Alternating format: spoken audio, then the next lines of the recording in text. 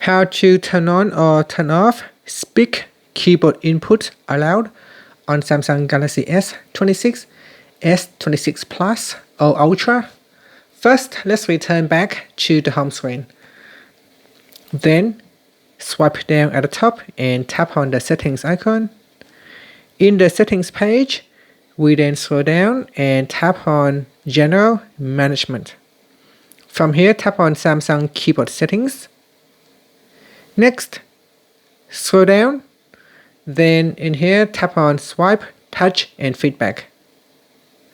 Now tap on Speak Keyboard Input Aloud. Tap on the toggle button to turn it on or switch it off.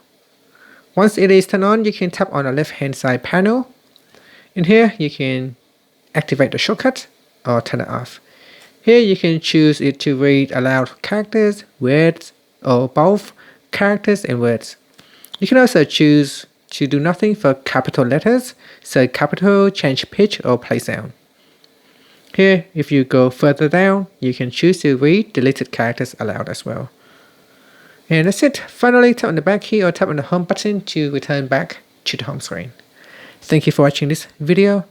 If you find it helpful, please like and subscribe to my channel for more videos.